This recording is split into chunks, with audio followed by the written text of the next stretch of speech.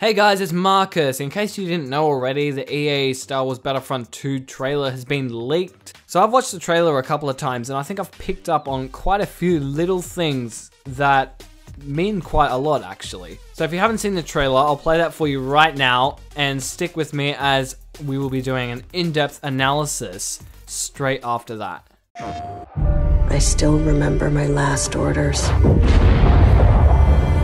The day the real war began. Avenge our Emperor!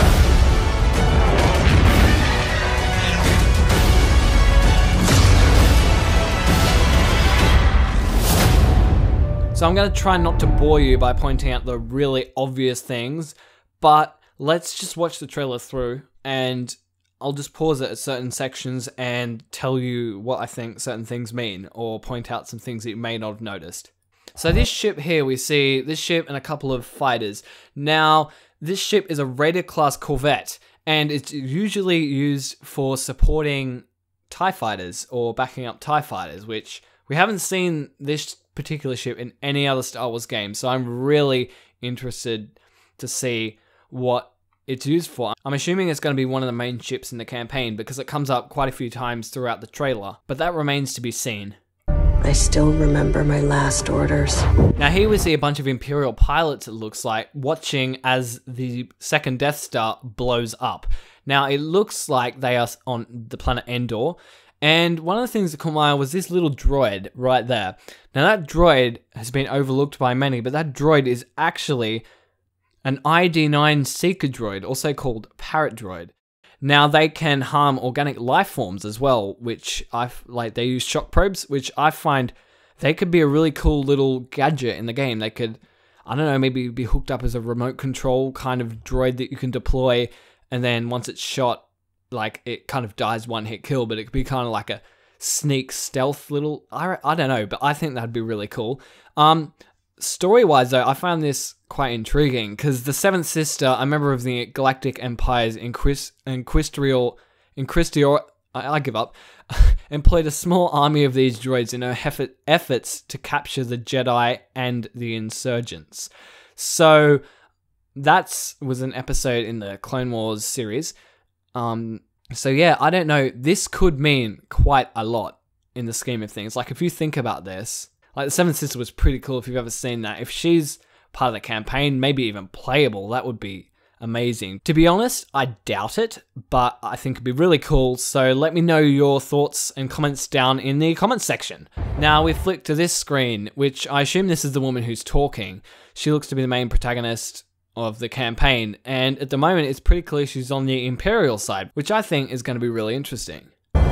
Now we see the TIE fighter flying through space, looks to be the remains of the second Death Star, and now we see this ship again, which strengthens my argument as to this corvette being one of the main ships in the campaign. So now we flick to this awesome scene where we've got these cannons. Those cannons are just so cool. Firing, we've got a Y-wing in the background, we've got X-wings.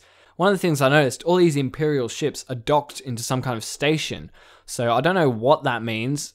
I've got a feeling that it could be quite a big hint as to what is to come. Maybe something like the old Battlefront 2 game, where you can be flying around and you can enter a hangar and get out of your ship and fight soldiers and destroy ships from the inside. I don't know. Again, let me know your thoughts down in the comments.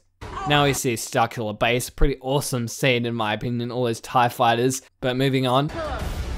Now I've got this weird planet, which I don't know what it could be. It could be maybe Jedi Temple, Mandalore, but it could also be a planet that we've never seen before. Another thing, we've got the walkers in the background, which pretty much clears... Oh, gunshots. Can you? I don't know if you can hear that, but there's a bunch of gunshots just went off. That's not freaky at all. Anyway, a whole bunch of... So, what was I saying? That's right. Shows that, I think, because it was in the multiplayer section, it shows that Walker Assault will be coming back, or some similar kind of game, which I'm really excited about because I think everyone loved Walker Assault. Now we've got this scene, which I think is Takodana. We've got the Millennium Falcon trying to escape 2 TIE fighters. Interesting little fact, those TIE fighters are Imperial TIE fighters, not First Order. You can tell by their markings. So, yeah.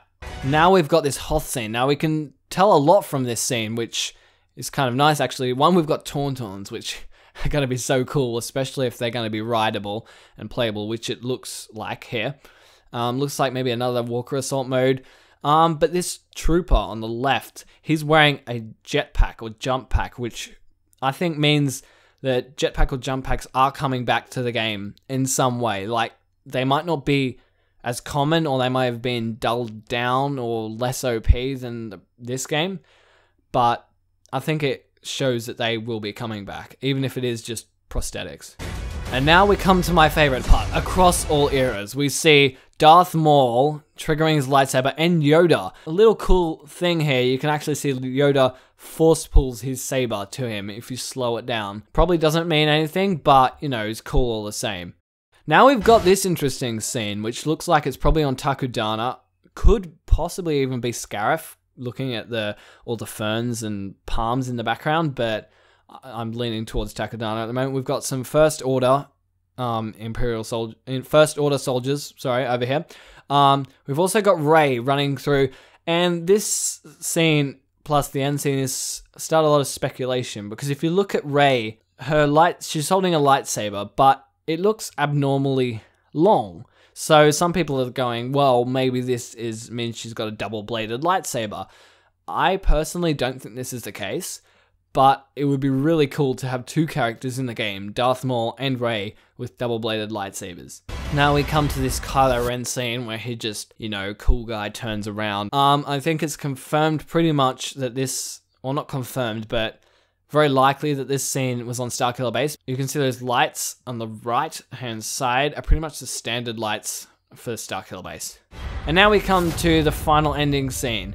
We have a couple of interesting things here. We've got the CIS ships in the top left, which will be really cool. I can't wait to see what the droids and all that look like. Imagine playing as a droideka. How cool would that be? We've got this main person in the middle. I'm assuming this is the protagonist from a campaign. Interesting little thing. She's got this weird emblem thing on her helmet, which I don't know what it means. There was also a poster that came out on the internet on the Star Wars Battlefront 2 official website that had this logo on it as well. I have no clue what it means. Let me know your thoughts down in the comments, because you guys are way more knowledgeable than me. And finally, we've got down the bottom, pre-order to get Star Wars The Last Jedi Heroes. I think it's pretty self-explanatory. Pre-order it and you get The Last Jedi Heroes. The heroes from The Last Jedi, and you'll be able to play as them or get skins from them. But yeah, that's all I've got for you guys. Let me know what I missed down in the comments. Make sure you hit that like button and subscribe for more updates. Thanks for watching, and I'll see you all next time.